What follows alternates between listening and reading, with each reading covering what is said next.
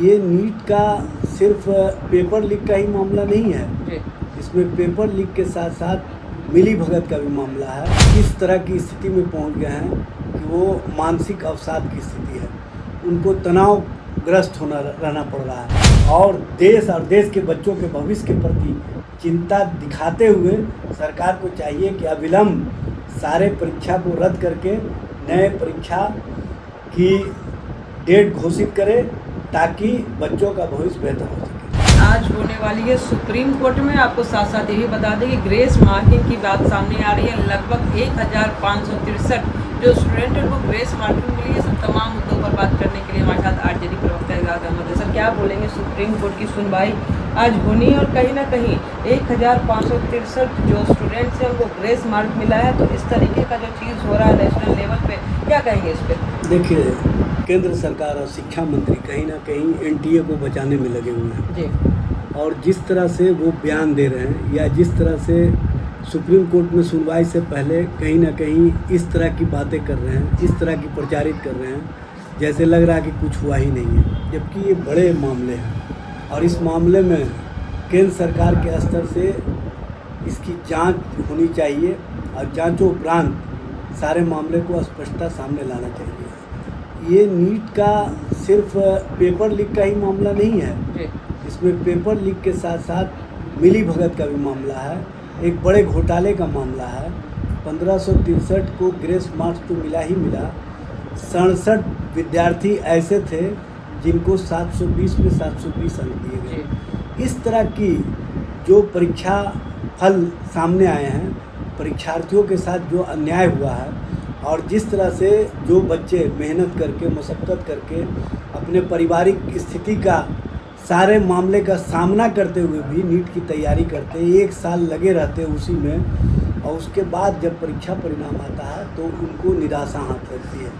उन लोगों को जिनके परिवार को और जिनके परिवार की आर्थिक स्थिति वैसी नहीं है, वो लोग तो आप देख रही हैं कि इस रिज़ल्ट के आने से पहले और आने के बाद बहुत सारे विद्यार्थी कहीं ना कहीं इस तरह की स्थिति में पहुंच गए हैं कि वो मानसिक अवसाद की स्थिति है, उनको तनावग्रस्त रहना पड़ रहा है और उनको समझ में नहीं आ रहा है कि हम क्या करें। माननीय सर्वोच्च न्यायालय सुनवाई कर रही है, हमको लगता है कि सारे मामले स्पष्टता सामने आ जाएंगे और सब कुछ स्पष्ट रूप से सामने आ जाएगा। जिस तरह से केंद्र सरकार एनटीए के माध्यम से इस परीक्षा को कंडक्ट कराया, उस परीक्षा परिणाम में जो गड़बड़ियां सामने आई हैं, अगर सरकार ने गंभीरता नहीं दिखाई तो इसके दुष्परिणाम आने वाले समय में बहुत बड़े होंगे और जो छात्र और छात्राएं इस परीक्षा के द्वारा अपने भविष्य को बेहतर बनाने के प्रति चिंतित रहते हैं और लगातार परिवार के लोग भी कहीं ना कहीं उनको लगता है कि मेरे पुत्र पुत्रियां मेडिकल में आएंगी तो उनका भविष्य बेहतर होगा, उनके जो समाज के अंदर स्टेटस है वो बेहतर होगा। इन सब चीज़ों पर कहीं ना कहीं पानी फिर जाएगा। इसलिए केंद्र सरकार इस मामले में गंभीरता दिखाए, इस मामले में किसी को बचाने की साजिश में शामिल नहीं हो और बचाने का जो कार्रवाई चल रहा है उस कार्रवाई पर माननीय सर्वोच्च न्यायालय तत्काल केंद्र सरकार से सारे मामलों और सारे तथ्यों की जानकारी जो कागजात हैं उसके आधार पर करने का कार्य करें तो सब कुछ स्पष्ट रूप से सामने आ जाएगा। सर, बिहार में पेपर लीक मामला सामने आ रहा है और इस तरीके प्रतिष्ठित एग्जाम में अगर बच्चों के साथ इस तरीके का व्यवहार हो रहा है तो मानसिक रूप से कितना तनाव पड़ता है और साथ ही साथ अगर इस तरीके का हो रहा है तो आखिरकार जिम्मेवार कौन? देखिए, इसके जिम्मेवार एजेंसियाँ हैं, जी। जो एजेंसियाँ कंडक्ट कराती है एग्ज़ाम। बिहार में जिस तरह से महागठबंधन सरकार के समय TRE 1 और TRE 2 परीक्षा लिए गए और परीक्षा परिणाम भी 70 दिनों के अंदर आए और 1,70,000 शिक्षकों की बहाली हमने की।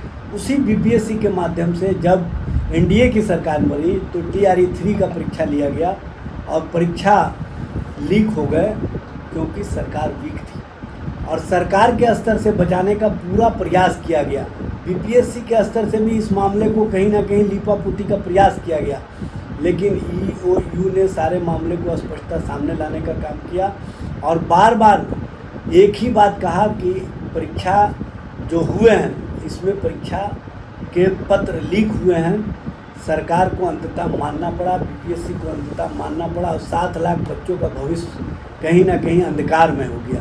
उसी तरह की स्थिति और परिस्थिति उत्तर प्रदेश में जो पुलिस परीक्षा हुई वहाँ भी हुआ, और अब तो नीट के बारे में या जेईई के बारे में लोग सोचते भी नहीं थे कि इस तरह के खेल होते हैं, लेकिन अब जो खेल है वो सामने आ गए और एनटीए को किस तरह से माध्यम बना करके यहाँ पर परीक्षा लेने में जो गड़बड़ियाँ की गई है और जो परीक्षा फल दिए गए हैं उसमें तो महा गड़बड़ियाँ हैं। इन सब बातों से कहीं ना कहीं जो छात्र हैं वो मानसिक तनाव में हैं, मानसिक अवसाद में हैं। सरकार के स्तर से इस पर गंभीरता दिखानी चाहिए और देश के बच्चों के भविष्य के प्रति चिंता दिखाते हुए सरकार को चाहिए कि अविलंब सारे परीक्षा को रद्द करके नए परीक्षा की डेट घोषित करे ताकि बच्चों का भविष्य बेहतर हो सके। बिल्कुल, देखिए आज सुप्रीम कोर्ट की सुनवाई आने वाली है, तो कहीं ना कहीं अब देखना रहेगा कि आखिरकार क्या कुछ होता है। और साथ ही साथ इस तरीके का मामला अगर सामने आ रहा है तो बच्चों का जो फ्यूचर है कहीं ना कहीं संकट में, तो देखना रहेगा कि आगे क्या कुछ होता है। बने रहे देशवाणी।